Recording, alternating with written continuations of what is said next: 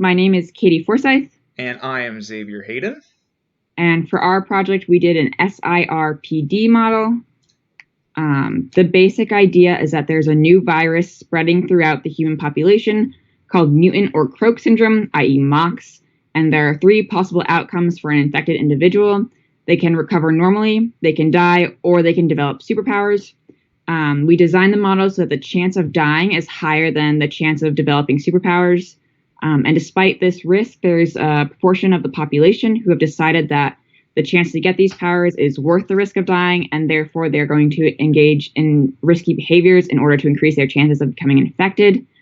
Because of this, we split our susceptible group into two different groups.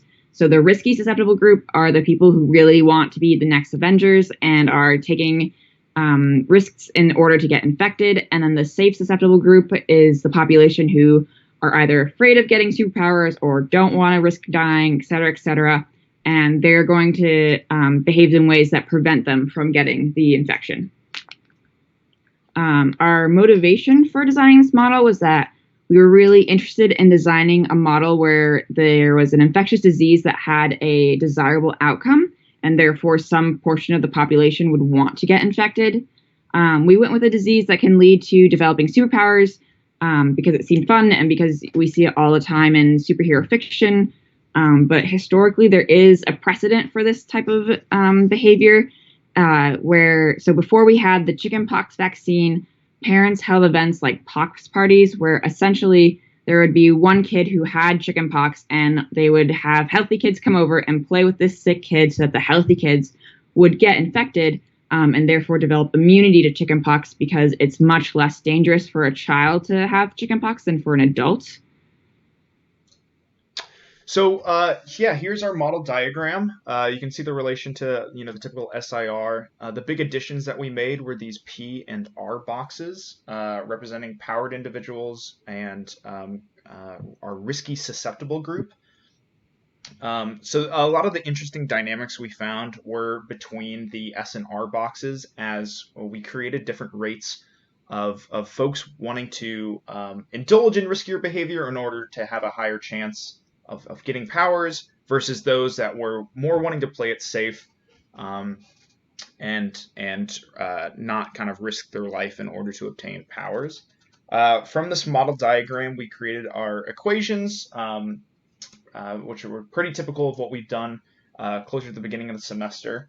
One of the really interesting things that we implemented, though, was that not all of our parameters were flat rates. We created three in particular that were functions of basically taking in the number of powered individuals with the number of deaths in our system and would alter the rates accordingly. So, for instance, we had this first rate gamma as our death rate lower as more powered individuals would appear in society. Superheroes save lives and all that.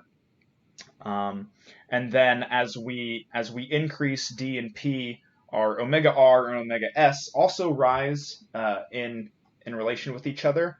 Though since we kind of assumed that our population had a positive outlook on superheroes, we said, omega R rises at a slightly quicker rate than omega S. So other assumptions that we made are that our model is working within a homogeneous mean field approximation, since we're modeling the entire population, so that seemed like the most appropriate decision. Our population is closed. So delta, which is the amount of risky behavior, is a flat rate in our model. If you become infected and you live but you don't get powers, you don't get any type of immunity to the disease, so you can get it again. As Xavier mentioned, we assume that most people perceive superheroes in a positive light and that they're not like this negative blight upon society. Also, some of our parameters are functions. And I think Xavier covered all of the details of that we need to go into, so he can cover some of our scenarios. Yeah, so kind of the big thing with this project was, we don't really know what is happening in this population. This is something that's kind of new that we're kind of just making up. But we did decide to come up with a couple different scenarios. So here we have what we're calling our base model, um, which is following all of our kind of basic assumptions. Really, the big one being that our death rate is higher than the rate at which individuals get powers. That's getting a superpower is pretty special in this universe, and so it should definitely be lower than your chance of death here. So this exhibits some pretty cool behavior. Obviously the biggest one is that we end up with more deaths than powered individuals in our population by the end of the model.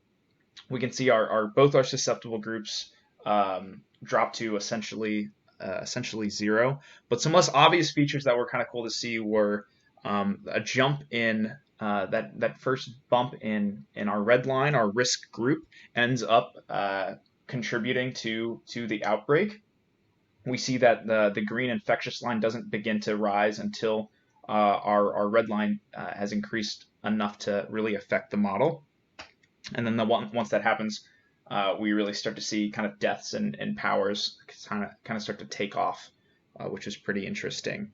The other thing with kind of creating this model was we needed to kind of figure out what these initial parameters were for the system, and how we did that was basically just run the model through a variety of initial parameter values for all of our parameter values, but the most interesting ones being kind of our death rate gamma. You can see as we iterate through this list of values, our system reaches its kind of like final state much sooner.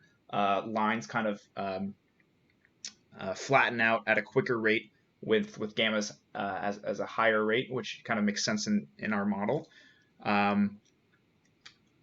Here's us kind of altering our parameters for the rates that people would leave this risky behavior group. So, maybe a population that plays it safe versus a population that is a bit more lavish with their decisions.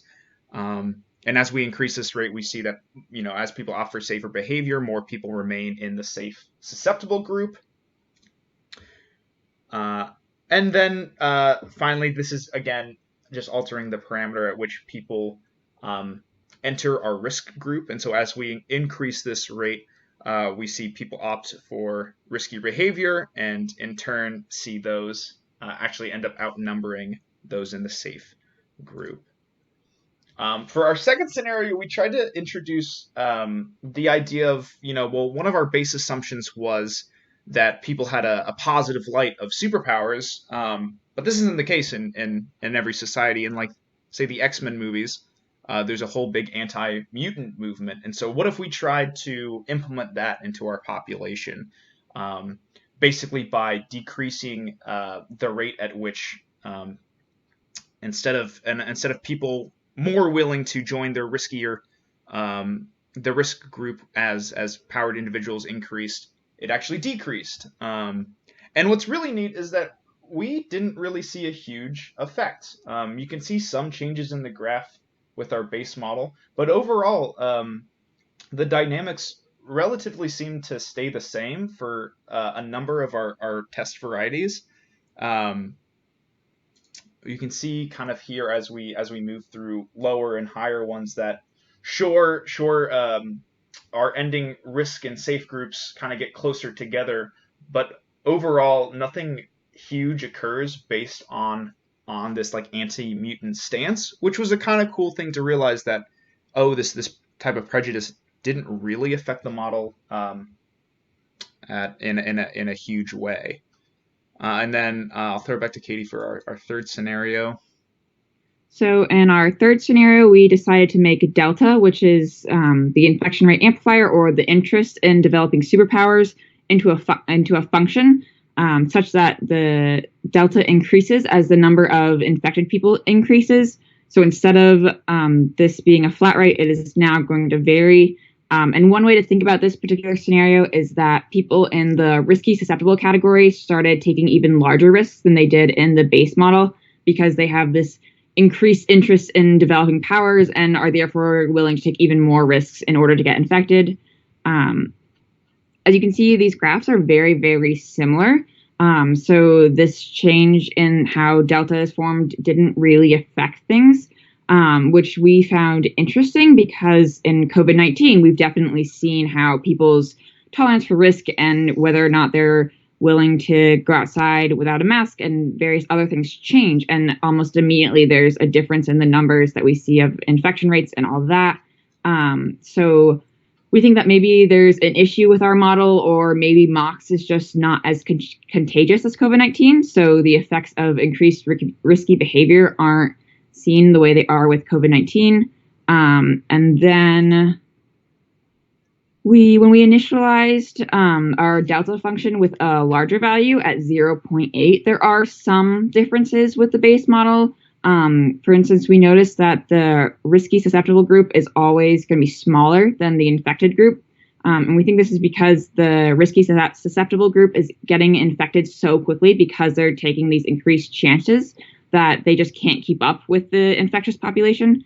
The other thing we noticed is that the infectious curve starts to curve up a little sooner in this scenario, which makes sense since if people are being less cautious about spreading MOX, then the pandemic will start sooner. And then back to Xavier for our conclusion. Yeah, so as we mentioned before, this project was really about exploring the dynamics of a fictional system and seeing kind of the consequences of these different hypothetical scenarios within some disease pandemic.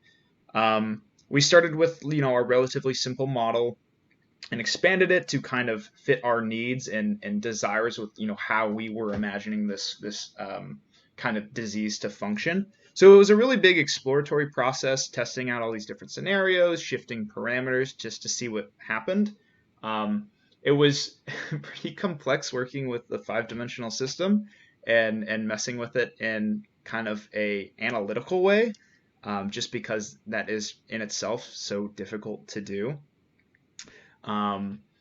But it was really fun to explore. There are a lot of improvements that we could be making to this model, definitely. For instance, using it on an agent-based modeling or network model system, so we could implement like a heterogeneous mean field, or just give more kind of authority to each individual instead of just kind of using a continuous model based on percentages. But overall, I think it was a really neat system to kind of study. We also wanted to give a big shout out to the people in the MOX Slack channel who offered suggestions for our virus's name. So thank you to Yoshi, Dennis, and Sam. We really appreciated your help in that. And I think that is just about it for our presentation. Thank you. All right. Thanks.